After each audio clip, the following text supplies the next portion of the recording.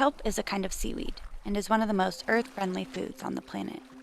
By growing and eating more kelp, we can fight climate change and improve the health of our oceans. Kelp is useful. It can be eaten, turned into energy, made into renewable packaging, and more. At Barnacle, we turn kelp into food to make a brighter future for our oceans and communities. How does kelp fight climate change? Patches of spores, called sori, form on the kelp's long leaf-like blades. When they ripen, billions of spores release from the sori and are transported to the nearby seafloor by waves and currents. In less than a year, a tiny kelp spore can grow to over 100 feet in length, at a rate of more than 1 foot per day.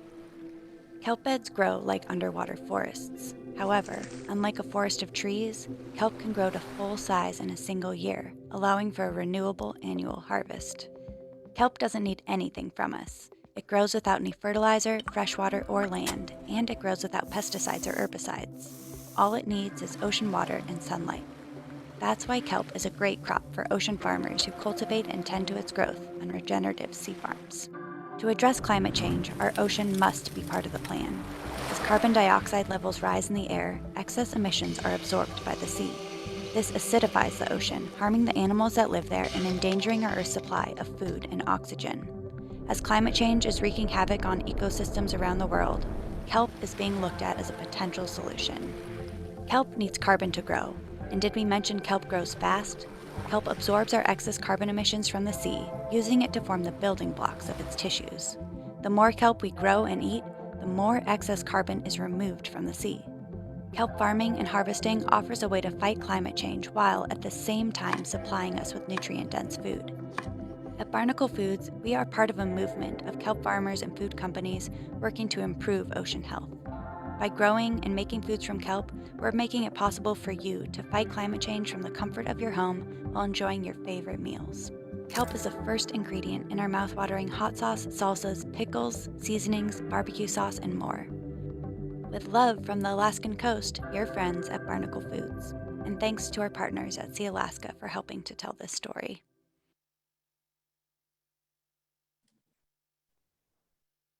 Great. Thank you to Barnacle and our communications team for starting us out with that video on kelp by Barnacle Seafoods. I will be able to touch on that during our presentation, but just want to start by welcoming all of you, our shareholders. I believe we have over 50 of you joining right now, and in our recent events, we've been having well over 100. So as more join, we may hit that. So to all of you who are joining us today, Guna Chish, for listening in, showing your interest and engaging with us at Sealaska. Before I start, just want to do some quick introductions.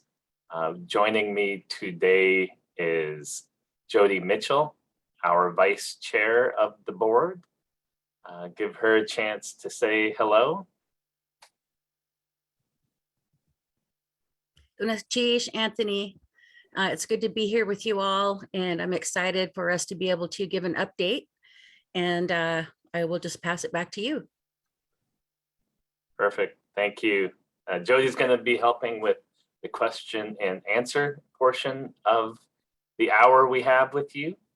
And hopefully we get to most of your questions, but the reason we hold these is to make sure we hear your concerns and questions. And if we don't get to all of them, there's going to be other avenues to engage with us. But here today with us to help us close the event and offering her thoughts on the discussion will be Teodola Silva Martin, our board youth advisor.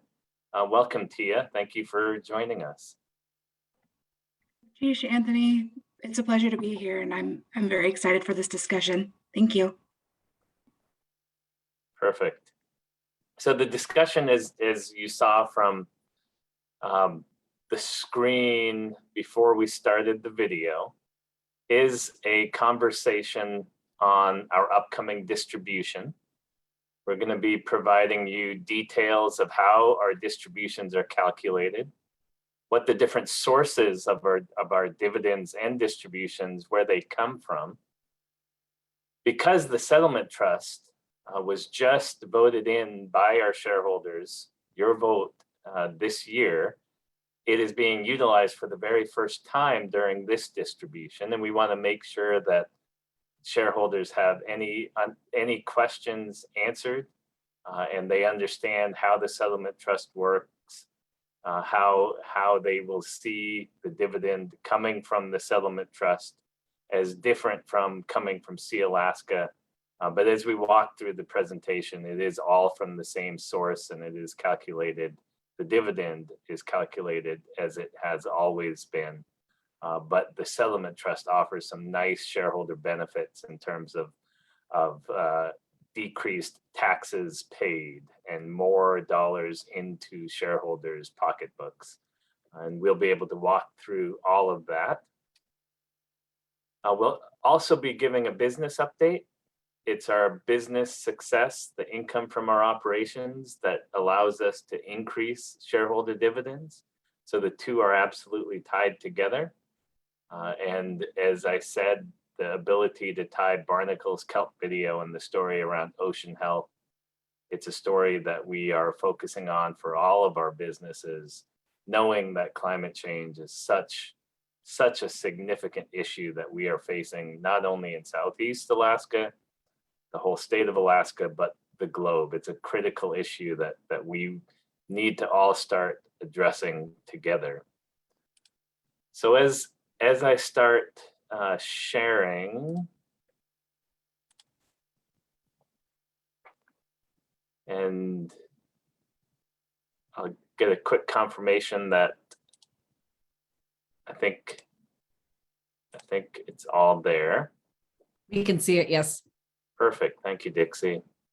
So the very first slide, knowing that the bulk of the conversation is about the upcoming distribution, is some information on where Sealaska, or where shareholder dividends and distributions come from, and why we use two different terms. Dividends come from the earning power of Sealaska, our operations and our investments, the Marjorie V. Young Permanent Fund. Those are classified as dividends. The pass-through of ANCSA Section 7I-7J natural resource income is considered a distribution. And this is an important differentiation, especially now, as only dividends can flow through the settlement trust tax-free, and the distributions of ANCSA Section 7I-7J natural resource income, the settlement trust cannot be utilized to flow through that distribution. So one big change that urban and at-large shareholders who receive both the dividend and the ANCSA natural resource 7J distribution directly from Sealaska is that they will be receiving two checks, a dividend payment from Sealaska operations and the permanent fund from the settlement trust, and their ANCSA Section 7J distribution directly from Sealaska. Our Class D descendants, our elder stocks, shares, and our Village Corp shareholders will see their dividend come from the settlement trust, and as well potentially the Village Corp shareholders see a distribution from their own Village Corp of the ANCSA Section 7J natural resource income, as we pay that distribution directly to the village corporations themselves. And so I'll walk through quickly the source of the dividends. If you think of operations, it's all of the net income that Sealaska receives separate from the Marjorie V. Young Permanent Fund. So we back out of our annual income, the income from the Marjorie V. Young Permanent Fund, and everything else is classified as Sealaska operations. 35% of that net income is our dividend policy, and we average that 35% of net income over 5 years to create stability in the dividend amount. And as I stated previously, our ability to grow business income creates the growing dividends that shareholders want and expect. It's our goal to continue to grow our businesses. It has been occurring, and we'll highlight how dividends have been increasing to shareholders.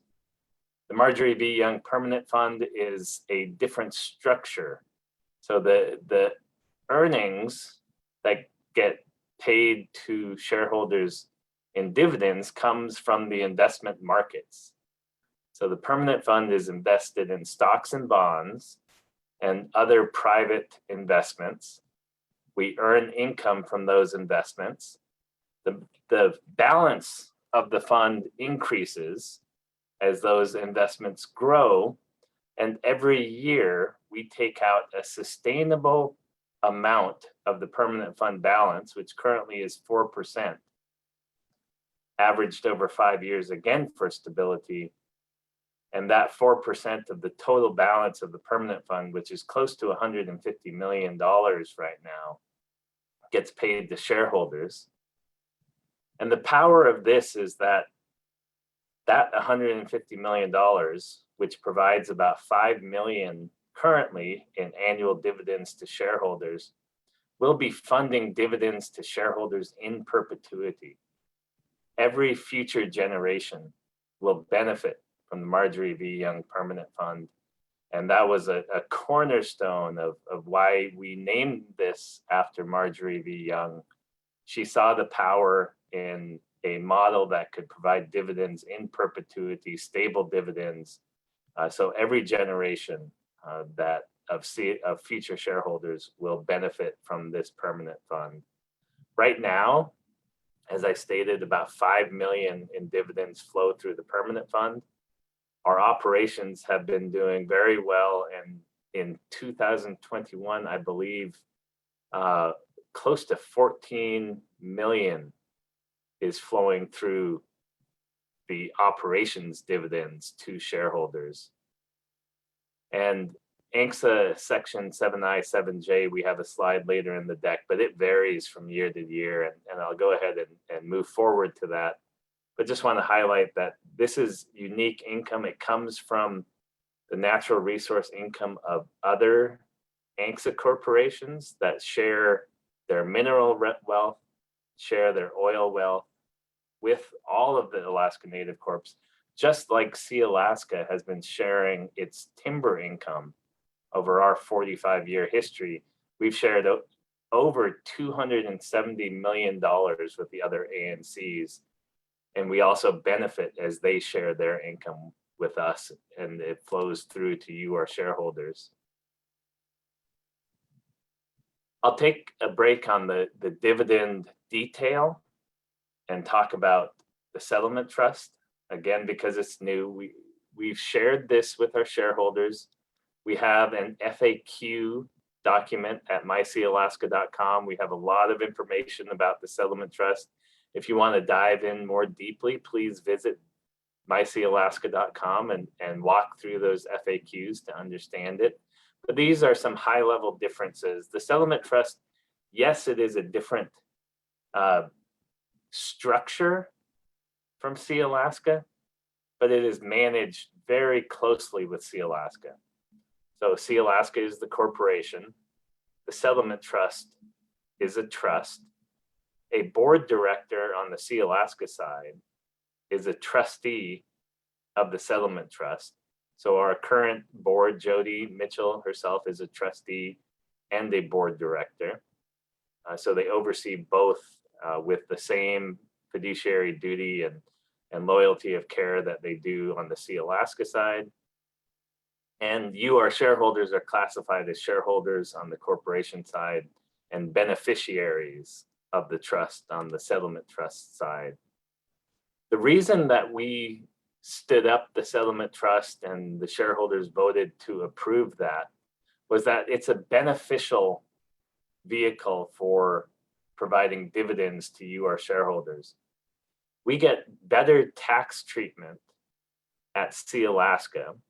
So if we flow our dividend through the settlement trust, and we're just using $10 million as an example here, we have another way to express the benefit of this on the next slide. But if we started with 10 million, the settlement trust actually saves about 1.8 million in corporate taxes that Sealaska would otherwise have to pay. That 1.8 million stays at Sealaska as extra income, and that extra income will flow back to shareholders as more dividends in the future. And then also, as on the shareholder direct benefit side, as you receive your dividend check from the settlement trust, you will pay no taxes on that amount, and our shareholders will save income.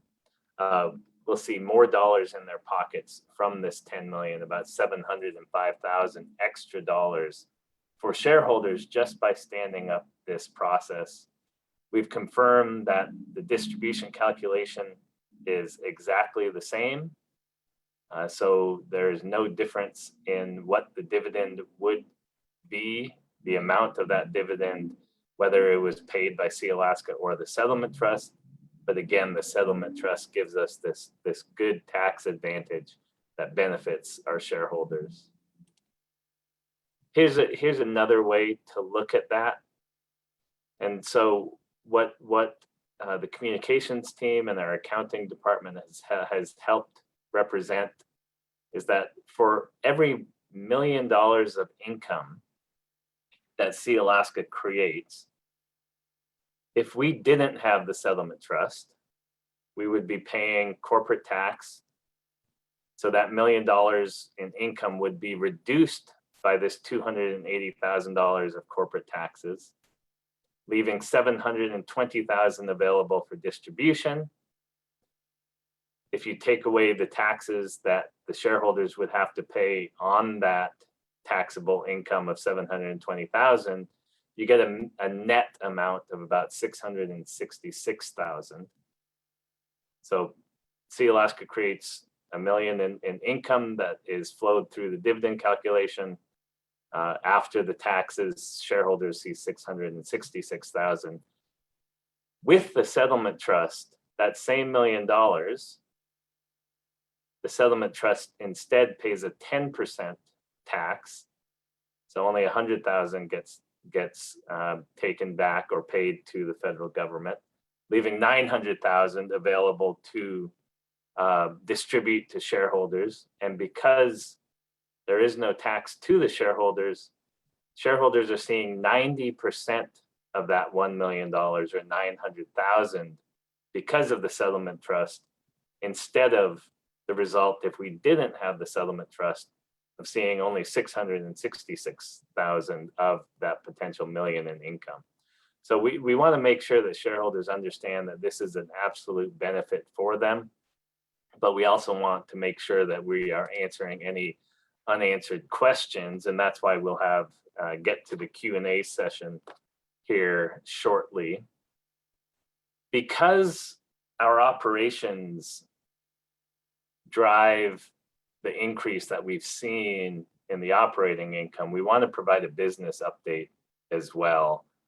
If you have joined us in any of our community meetings or our annual report, our annual meeting, this story will be familiar.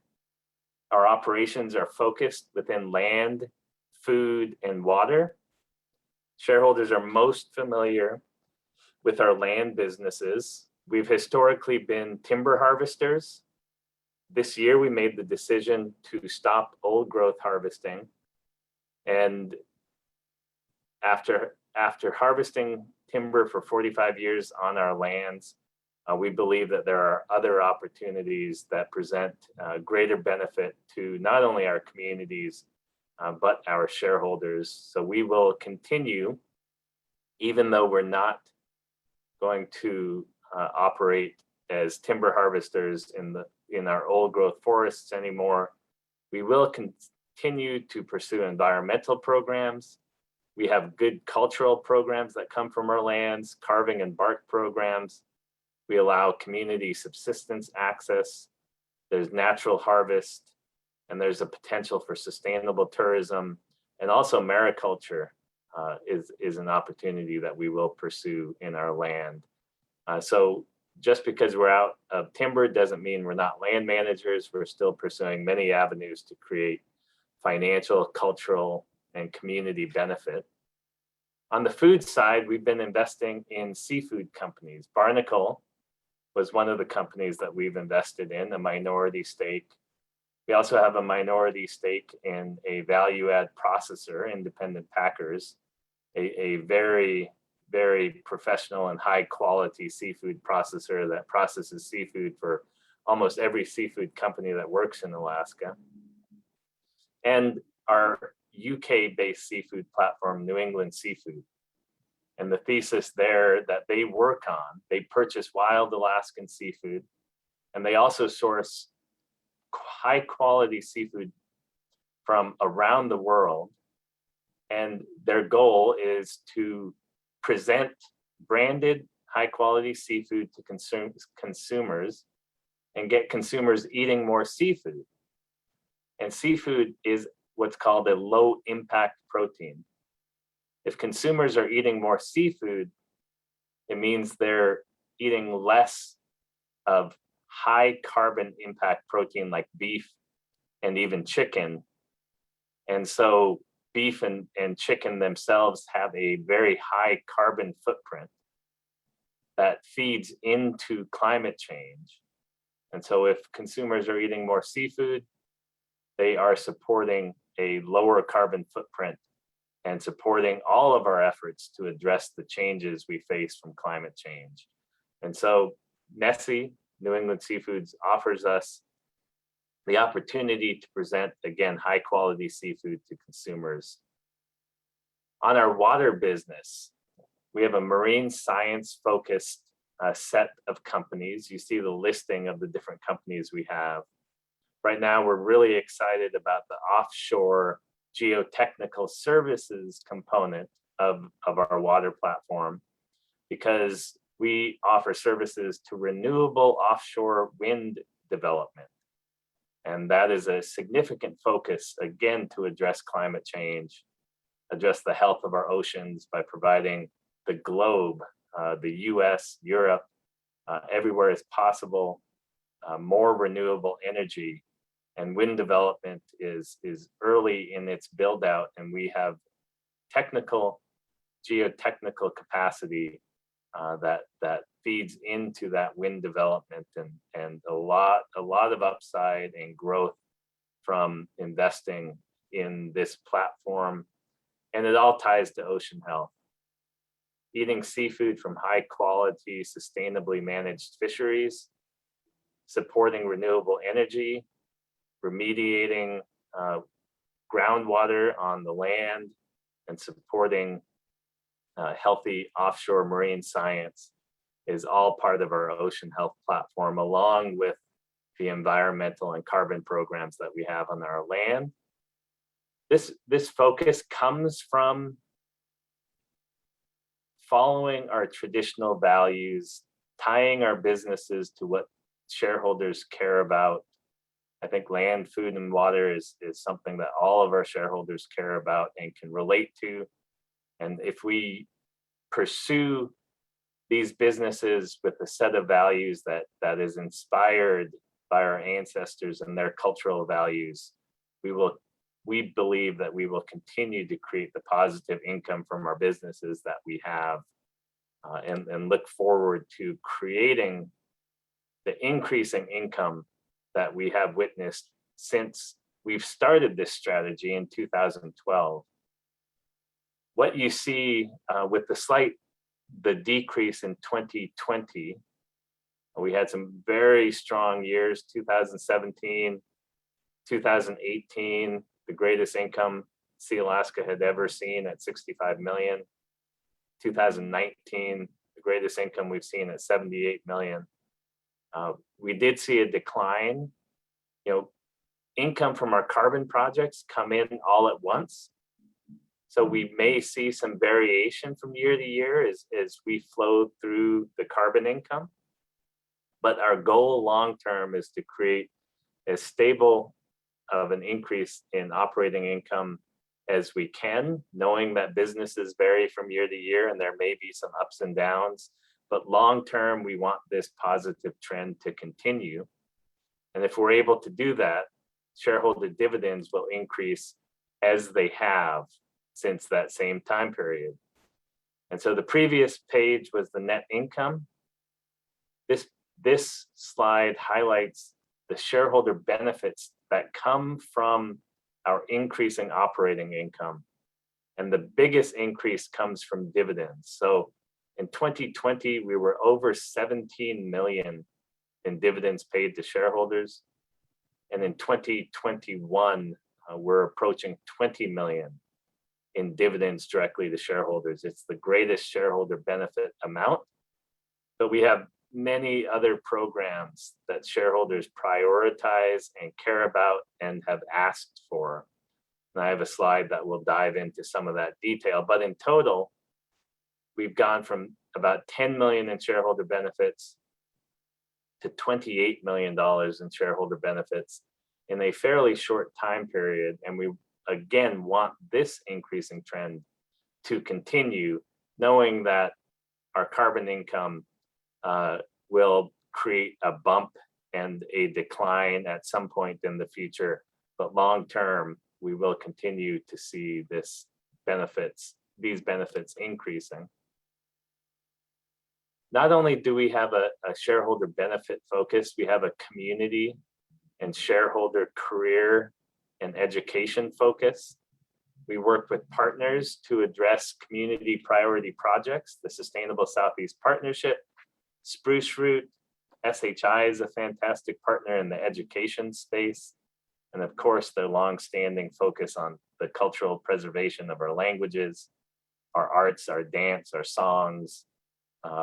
They manage celebration, a lot of partnerships that benefit our shareholders outside of those dollars that we highlighted. We also focus our investments in Barnacle because it ties to ocean health. It offers a platform to increase our focus on mariculture. And we have a growing effort in shareholder development to improve the educational and career outcomes for our shareholders. So these are additional shareholder benefits that we work on consistently within Sealaska and try to highlight these efforts through our communications. I'll again kind of highlight the dividend amounts and the growth of that. You see 2021 now highlighted on this chart, and we're approaching 20 million.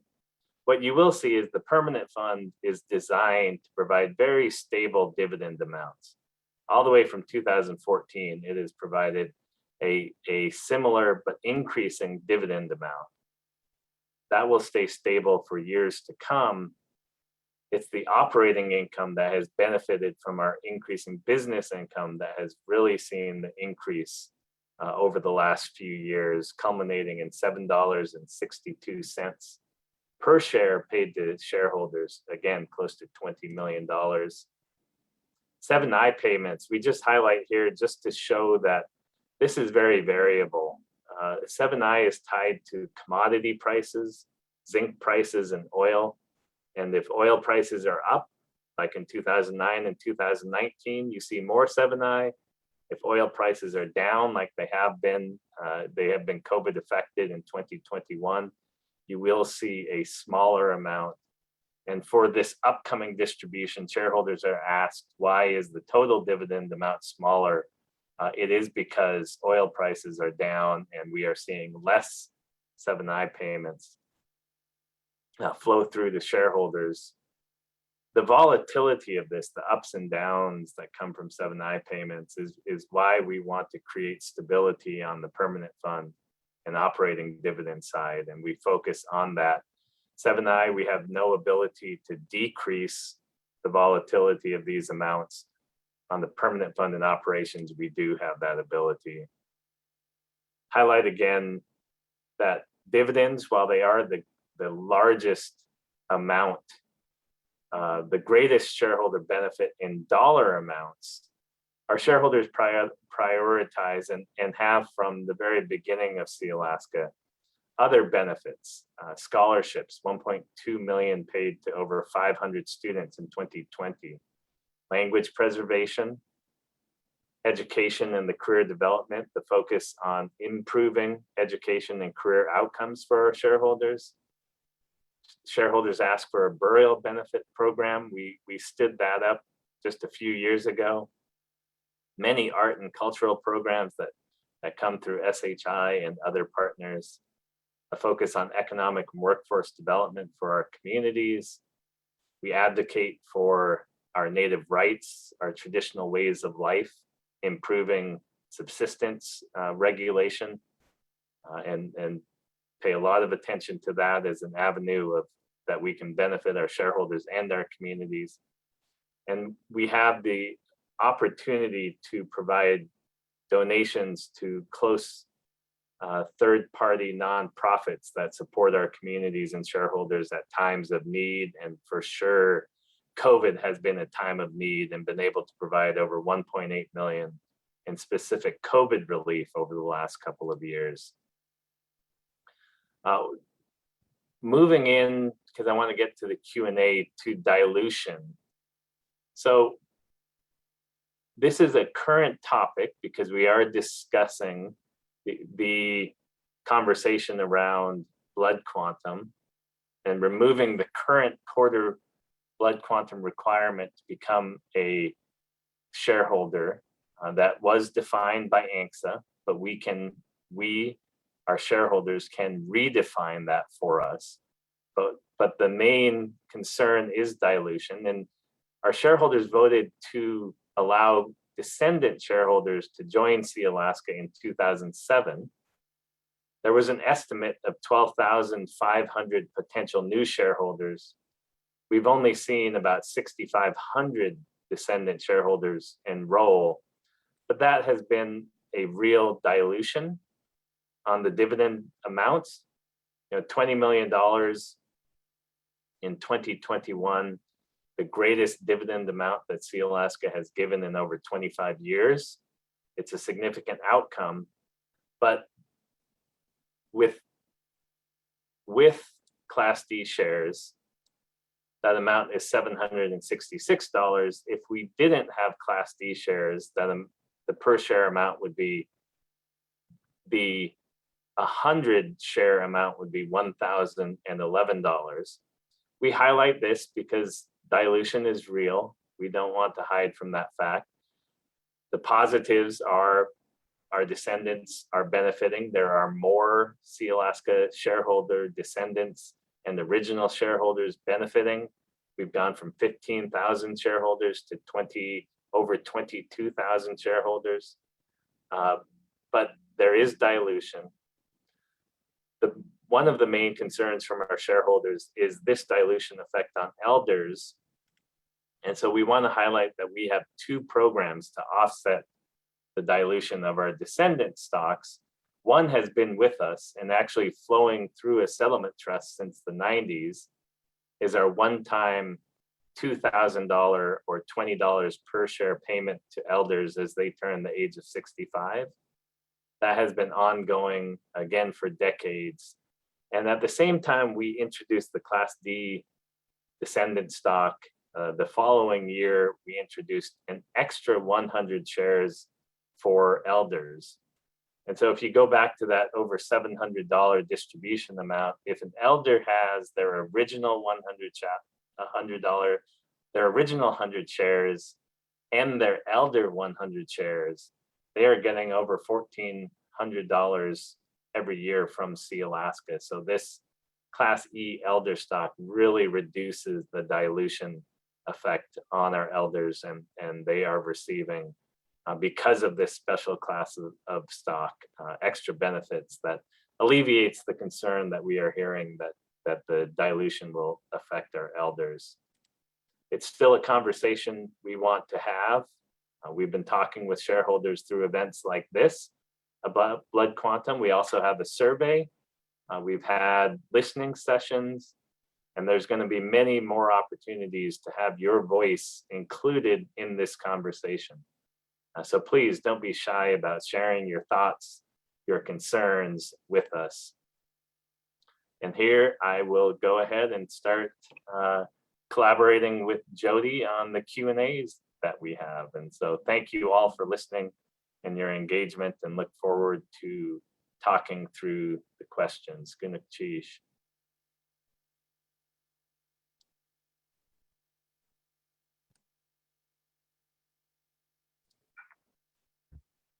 Okay, my job is to ask the questions that were sent through the chat and in by other means.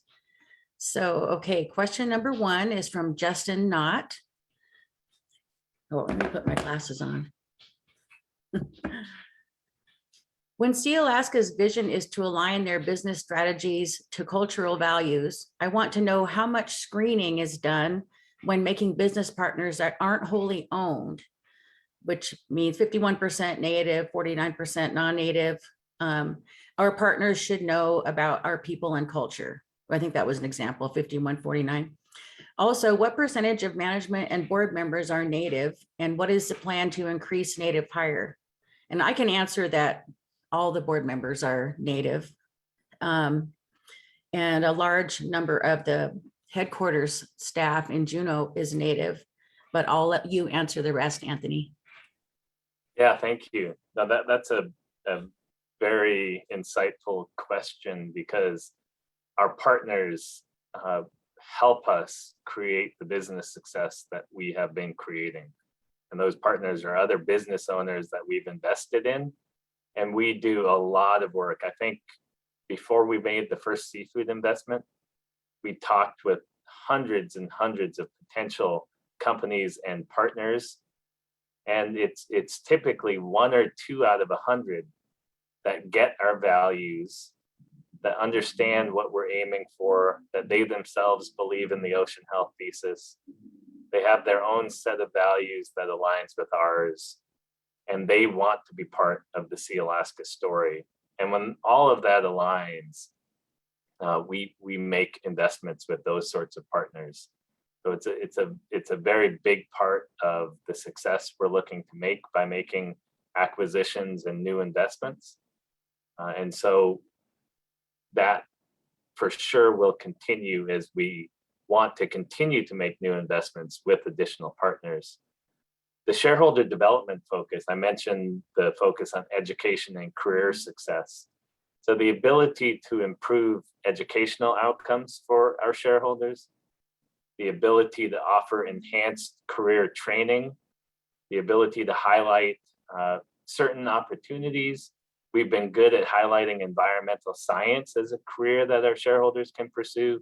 We've hired many shareholders into our environmental remediation and environmental sciences workforce. Geotechnical engineering is another field we want to highlight. We're working with one of our companies to offer up a marine observer program that could fit as part-time income for shareholders with that specific background of being on the water and being a marine observer. So a number of ways where we look to increase the number of shareholders working within our companies. But when you think about it, not every shareholder is going to work at Sealaska, but we want to make sure we are supporting every shareholder in their educational journey and their career journey, wherever and whenever we can, whether they work at Sealaska, whether they work at Boeing, whether they work at Tlingit and Haida. We are focusing our shareholder development very broad.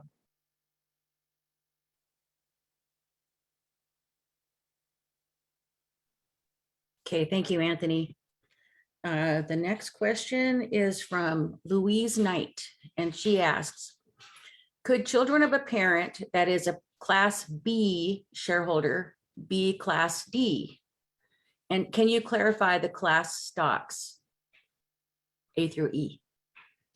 Yes, and so the last session we had on the lineal descent blood quantum, it was a recorded session.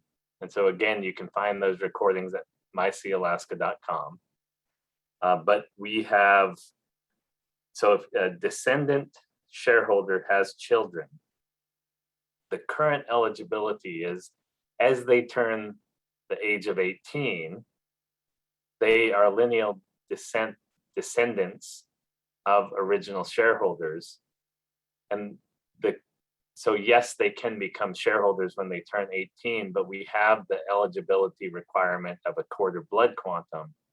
So every descendant has to prove that quarter blood quantum through either their tribal enrollment card or the BIA certificate of Indian blood. So yes, they can be shareholders when they turn 18, but only if they are at or above a quarter blood quantum currently. And that is the conversation we are having with shareholders, whether we should drop that blood quantum requirement and just allow all lineal descendants to become Class D shareholders.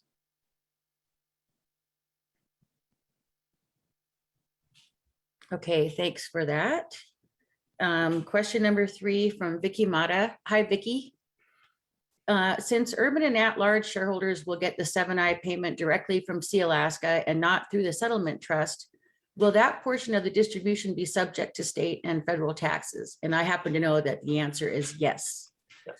The 7I, or also 7J, also known as 7J payments, are always taxable.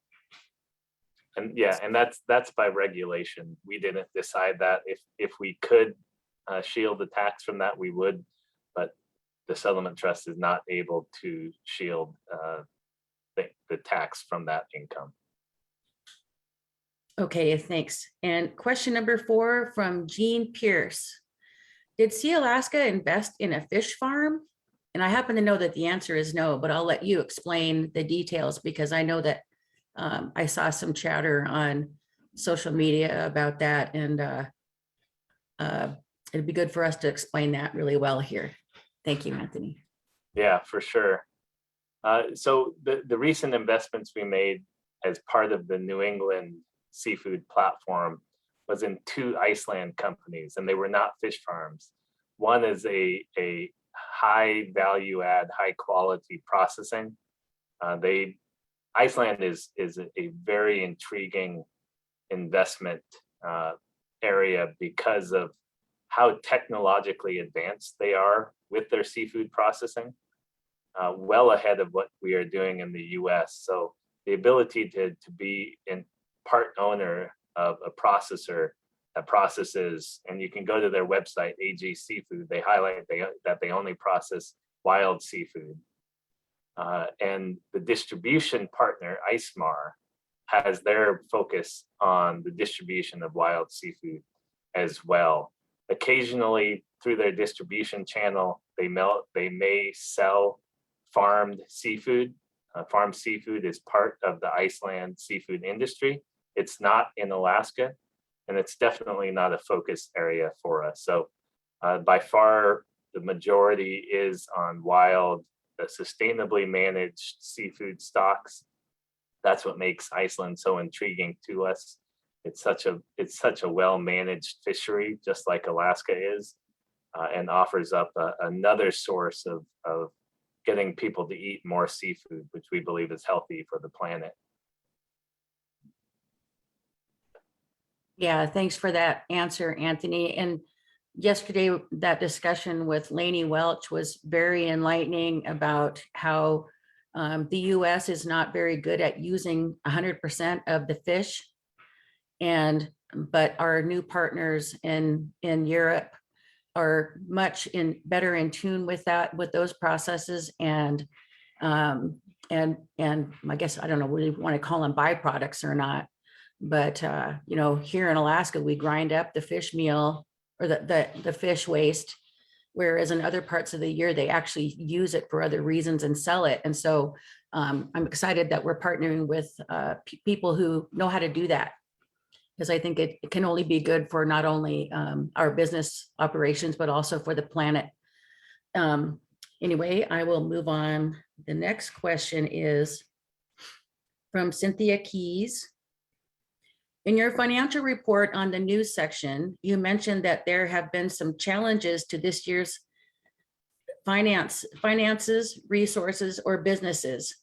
Can you speak to this more and explain where the challenges are and why? So any given year, there's challenges and opportunities. And it is, if we talk about challenges, it's mainly how do we transition out of our old growth harvesting with the least financial effect. And so we have worked the bulk of this year to create a very clean transition from old growth harvesting. And as you transition out of a business, you typically face some costs for that close down. So we will have costs from the timber transition. That is a challenge. But the opportunity comes from, as we transition out of timber, putting 100 of our focus on environmental programs, the seafood industry, and our marine science platform. And so any cost pressures we face in coming years, we expect to recover from increasing income from the other businesses that have the greater opportunity.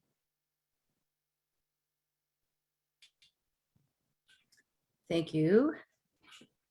Okay, question number 6. Do Sealaska's seafood operations participate in trawling? And if so, how is that sustainable ocean health?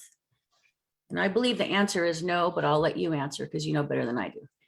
Yeah, no, so wild Alaskan salmon is by far the number one species that we focus on from Alaska. Another species that we have high volume is longline cod.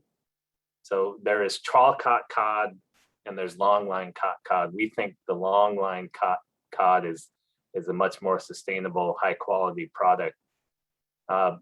Pollock is a huge part of the industry. It is trawled. I believe our seafood companies occasionally market pollock. It again is not a priority. The pollock fleet has done better in terms of bycatch. The Amendment 80 fleet with bottom fish is one that has a bycatch issue that we watch closely. And the cod trawl fishery has bycatch concerns as well, not only for salmon, but for halibut and crab. And so there's a heightened focus right now on reducing bycatch. And Sealaska, our partners, through policy efforts, we support reducing bycatch in the trawl industry. And at the same time, we don't focus on trawl caught species within our own seafood platforms. So it is an issue we know we need to address. If we can reduce bycatch, then there's greater opportunities not only for our coastal communities on the commercial side, but again, in our traditional way of life. We know and feel for those on the Yukon River that had a salmon disaster and their very low returns. Bycatch plays a role somewhere in there, but climate change does as well. And so our ability, again, to highlight a focus on ocean health, address climate change, it's not going to turn things around next year, but we have to start somewhere. And we think we can be working on ocean health for decades to come and working to reduce the negative effects of climate change on certain species. Thank you, Anthony. Okay, question number 7 is also from Cynthia Keys, and she asks, were community-based investments the reason our dividends were so low this year? And I think we already answered that with your slides. The reason really is not because of our poor performance on our operations. It's actually because of the 7I amount being lower this year. But if you have anything to add to that, Anthony. No, that you said it. The dividends from our operations are actually close to all-time highs. $20 million going to shareholders from operations and income. It's the 7I amount that comes from oil development that is reduced in this current dividend amount. That goes up and down. We think it has the chance to go up again in the future. So hopefully this could be a low point for that. But again, we don't control that income source or dividend source. We watch it closely because it affects our incomes, but it's not something that we can control. So it is at a low point right now, but it's not tied to our operating income.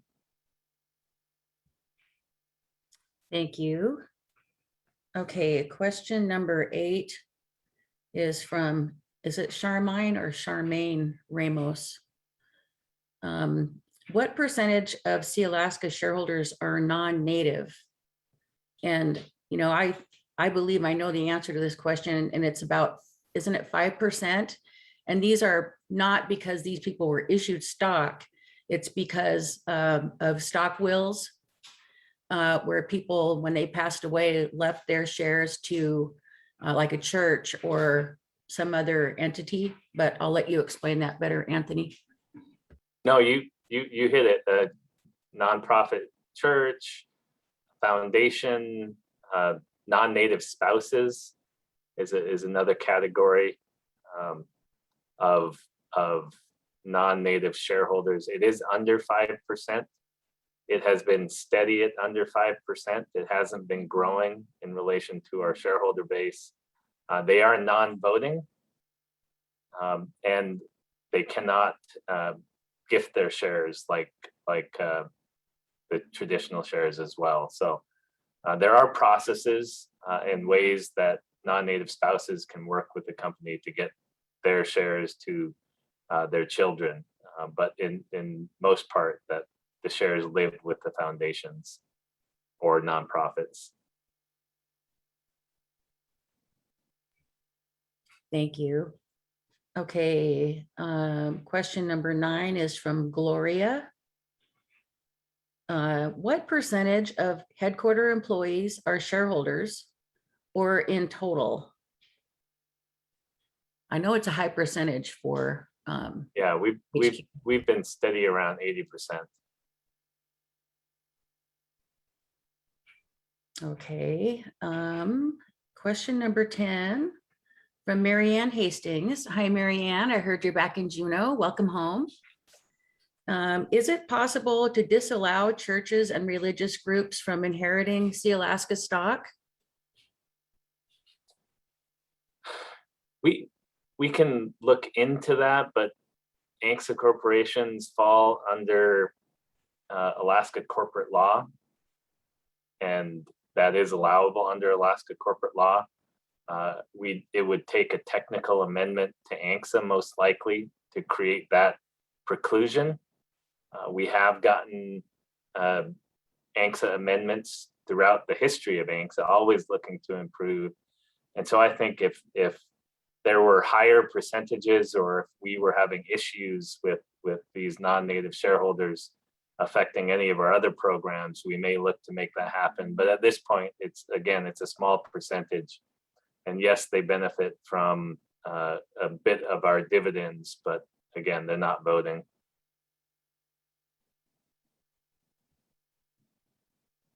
Okay, thank you. Okay, question number 11 is from Bob. Special forest products are on the forefront in the Tongass.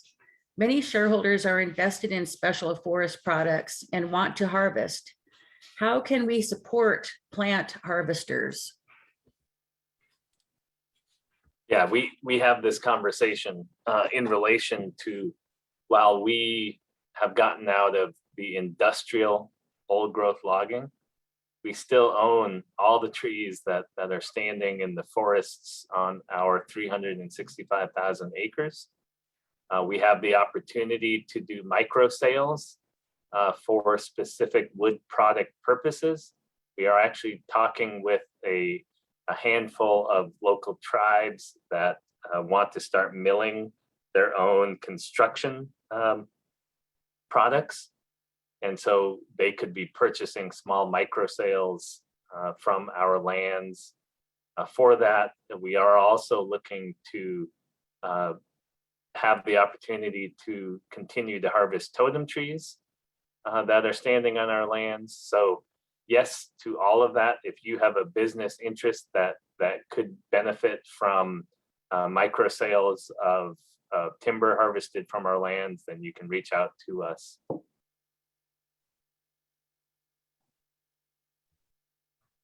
Thank you, Anthony. Okay, question number 12 is also from Bob. Not sure if it's the same one. Sealaska has historic sites and cemeteries. Many of these areas are in danger of development.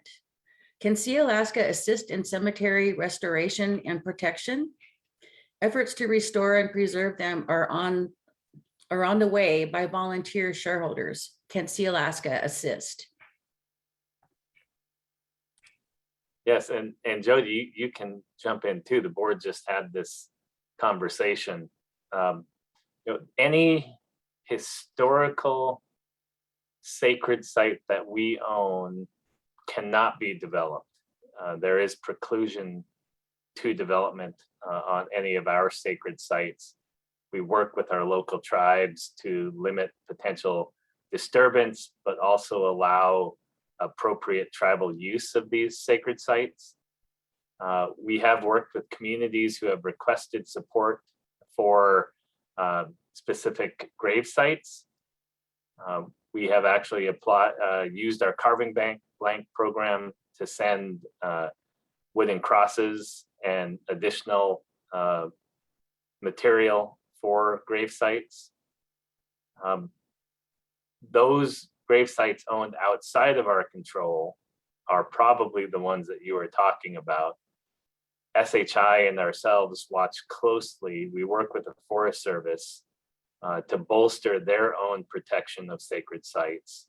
But again, it is a bit out of our control. We will continue to work with the Forest Service to protect as many sacred sites as possible.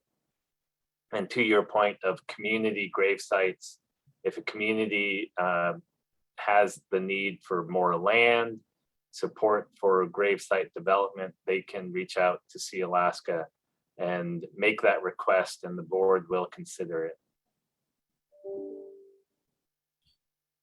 Thanks, Anthony. Question number 13. What trusts or endowments does Sealaska have? There's a Seacoast Trust, a Settlement Trust, the Language Endowment, the Scholarship Endowment, and I know there's the Elders Trust, but are there any others, Anthony, that I'm not thinking of? Yeah, and in fact, the power of these trusts being in the fact that they provide current benefits, but will be there for future generations, is a story and information that we wanted to provide more information. And in fact, our communications team is planning on one of our future events to be just about all of the different endowments and trusts. So I think you got them all when you go from the Scholarship Endowment, the Memorial Fund is a trust, the Language Endowment, the Elders Trust, the Seacoast Trust that provides economic development and Indigenous-led stewardship within our communities. I think that covers them all, but again, they all are invested in stocks and bonds, and the income that these trusts create fund good community projects and shareholder benefits today and well into the future. And so we want to keep on highlighting that story, and please look forward to another session specifically on that. We do want to leave a few minutes for Tia to close us out. So I maybe try one more question, and then we can have Tia go ahead and offer her closing thoughts on our session today.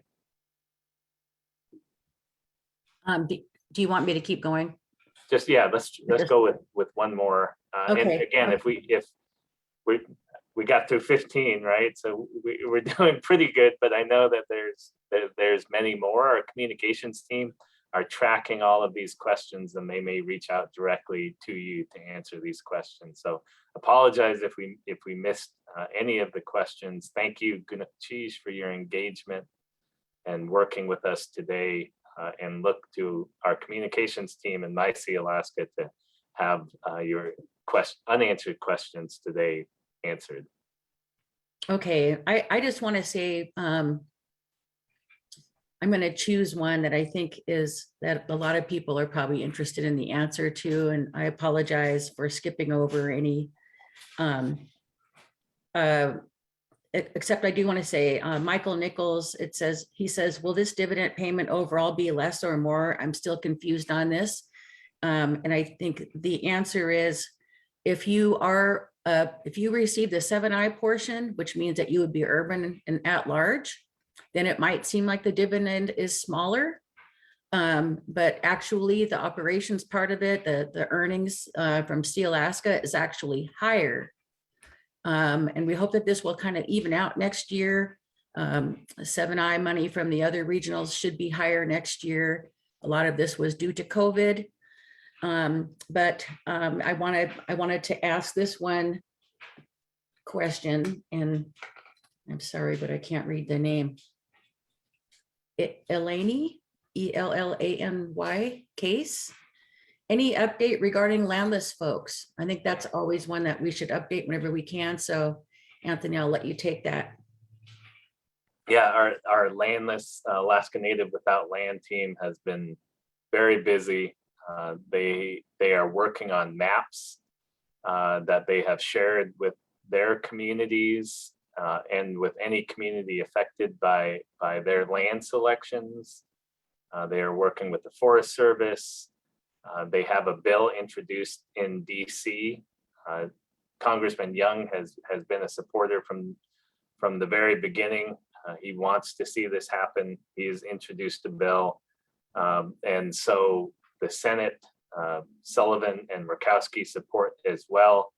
There's just continued work to be done. The Tongass is a battleground for those on the conservation side. There's this theory of no public lands leaving public hands that we have to fight against. We know it affected our native vets. So we have the right land selected. We know that our communities deserve that land.